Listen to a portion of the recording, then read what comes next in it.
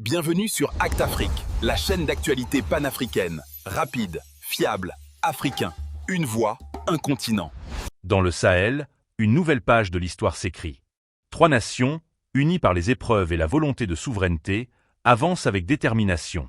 Du Mali au Burkina Faso, jusqu'au Niger, les peuples se lèvent pour affirmer leur voix et tracer leur propre avenir.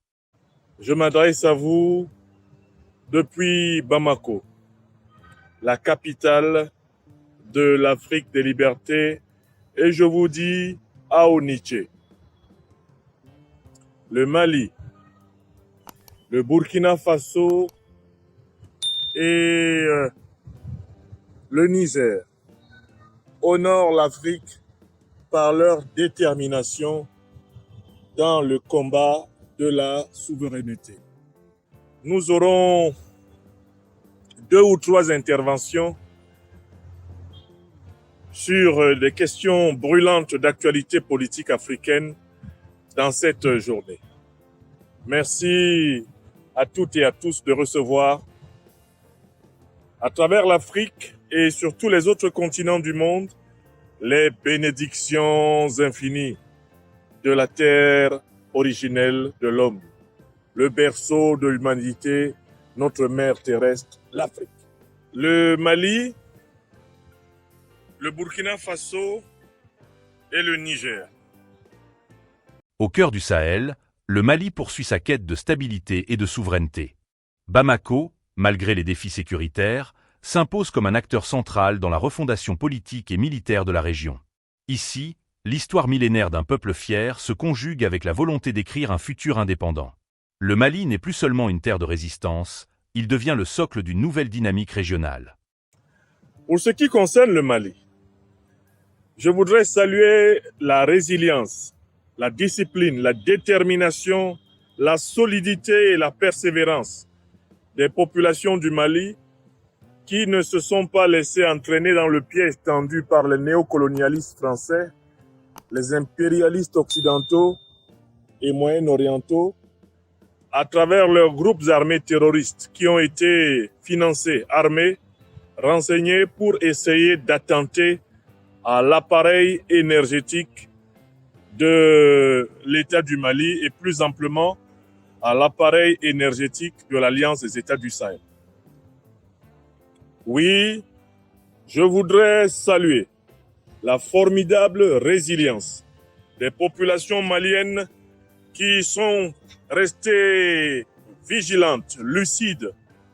Elles sont restées unies et solidaires du gouvernement du Mali et de l'autorité suprême de ce pays, le président de la transition, chef de l'État, son Excellence, Monsieur le général d'armée, Assimi Goïta. En effet, en essayant d'asphyxier le système énergétique malien, les néocolonialistes français, les impérialistes occidentaux et leurs alliés moyen-orientaux, manipulant les groupes terroristes, pensaient pouvoir retourner la population contre le gouvernement.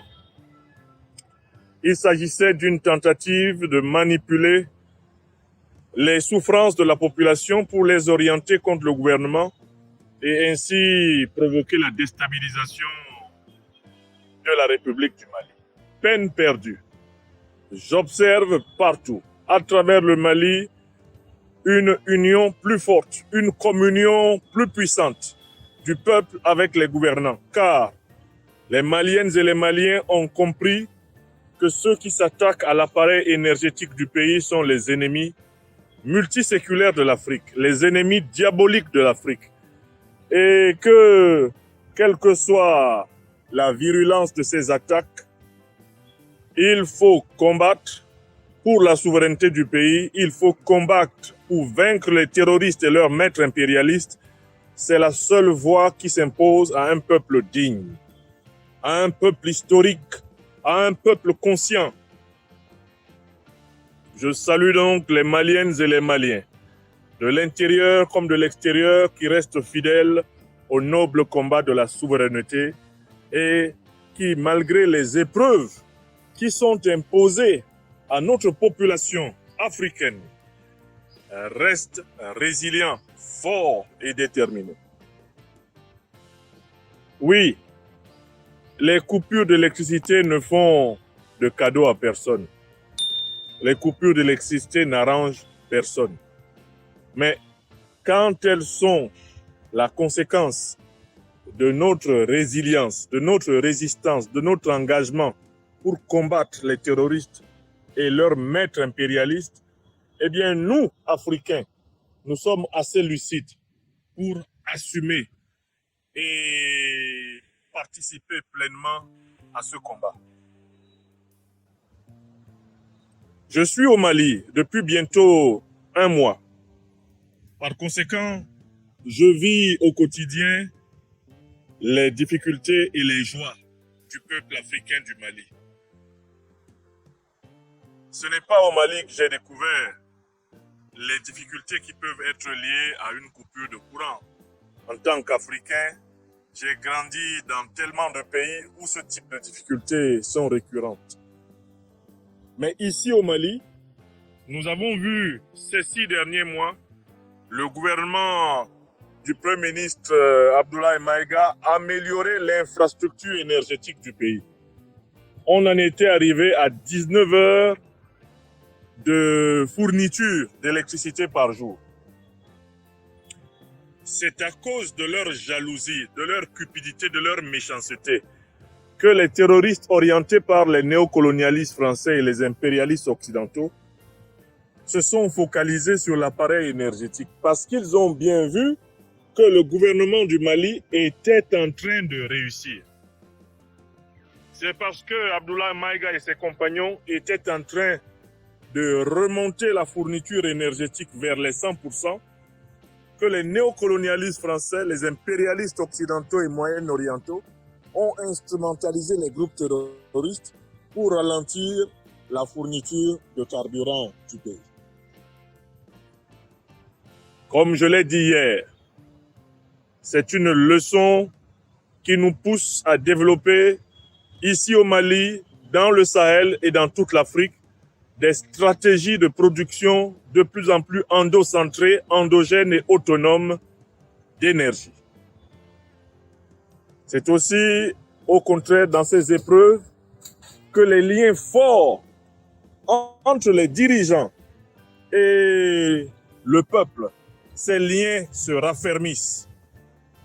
Ceux qui pensent, en attentant à l'appareil énergétique du Mali, que par là ils vont susciter une colère de la population contre le gouvernement, doivent dépenser cette pensée. Ils doivent se raviser. Parce que la population, à travers ces persécutions des terroristes et de leurs maîtres impérialistes, la population comprend encore mieux le combat du général d'armée Assimi Goïta, président de la transition, chef de l'État, et de ses compagnons. La population que j'ai consultée est encore plus solidaire. Je me suis promené à Bamako hier et échangé avec des gens de toutes sortes de catégories sociales sur ces difficultés. Et les gens ont dit, nous savons que ce sont les terroristes soutenus par les néocolonialistes français, par les impérialistes occidentaux et moyen-orientaux, ce sont eux qui nous attaquent. Le simple fait que nous sachions qui nous attaque là, le simple fait que nous sachions qui veut nous empêcher de vivre dignement, librement chez nous, ça nous rend encore plus déterminés à les combattre. Nous sommes derrière notre gouvernement à 1000%. S'il faut que nous nous éclairions à la bougie pour aller vers la vraie souveraineté, nous les Maliens là, on est prêts à ça. S'il faut que nous nous privions des facilités de la vie quotidienne pour aboutir au bout à notre liberté totale contre ces criminels, nous sommes prêts à ça. Voilà le message du peuple malien.